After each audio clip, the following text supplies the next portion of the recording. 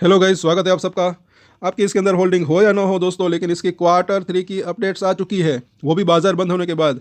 उसके बाद जो है इसके चार्ट के ऊपर चर्चा करेंगे। पहले वो हम अपडेट देख लेते हैं कि बाजार बंद होने के बाद अदानी एनर्जी सॉल्यूशन को लेकर आई क्वार्टर 3 बिजनेस की अपडेट, और ये काफ़ी अच्छी भी दिख रही है। कल इसके अंदर बाउंस बैक की संभावना रह सकती है।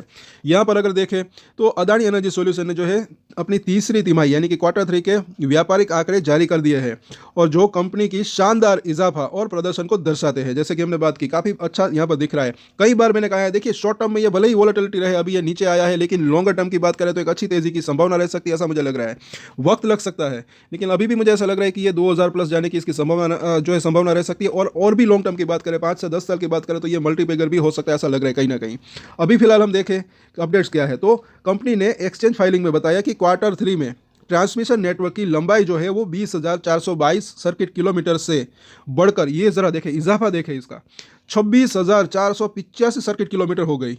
और पावर ट्रांसफॉर्मेशन क्षमता की बात करें तो क्वार्टर 3 में पावर ट्रांसफॉर्मेशन क्षमता 54,661 मेगावाट एम्पियर से बढ़कर जो है 84,286 मेगावाट एम्पियर जो है हो गई है। अच्छा खासा बिजनेस बढ़ा है। तो आगे अगर बात करें तो इसका प्रॉफिट और रेवेन्यू बढ़ने की संभावना रह सकती है। तो उसके बाद जो है शेयर के अंदर भी तेजी की संभावना रह सकती है। और क्या कहते हैं आंकड़े, वो हम देख लेते हैं आगे।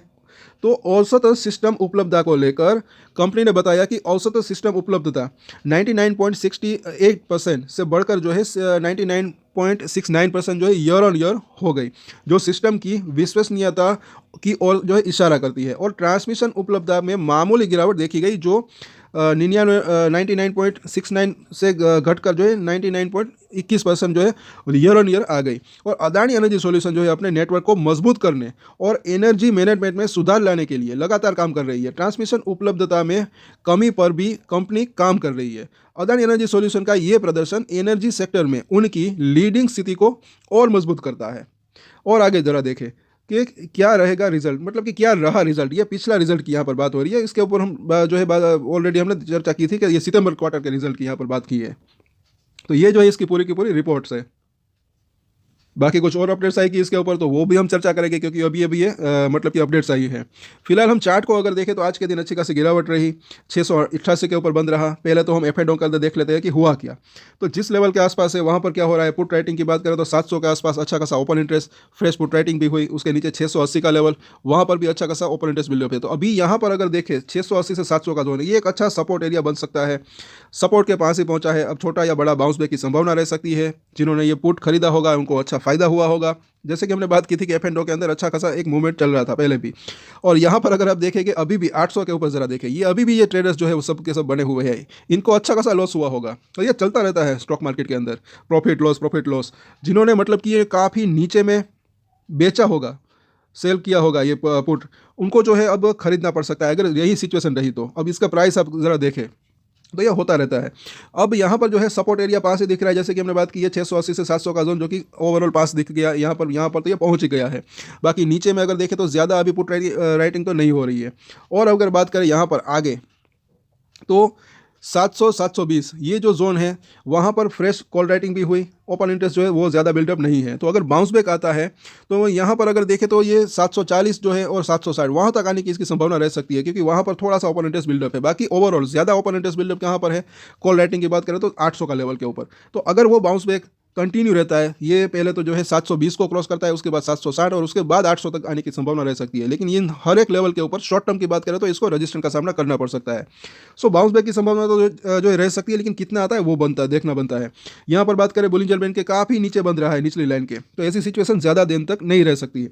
और एक चीज़ और है, यहाँ पर इसने एक गैप छोड़ा था जो कि आई थिंक जहाँ तक मुझे याद है वो है 660 रुपये का लेवल। तो ये अगर गैप को फिल कर लेता है तो वो ज़्यादा बेहतर रह सकता है। पहले नीचे जाकर फिर एक बाउंस बैक आता है तो वो ज़्यादा बेहतर रह सकता है। बाकी अगर फिलहाल तो यहाँ पर ऐसा ये संभावना क्या लग रही है कि यहीं से बाउंस बैक आ सकता है। और वीकली चार्ट के ऊपर देखें तो भी जो है निचली लाइन 655 के आसपास है। तो ओवरऑल एक बाउंस बैक आकर वापस से अगर गिरावट आती है तो इस लेवल के आसपास इसको सपोर्ट मिल सकता है।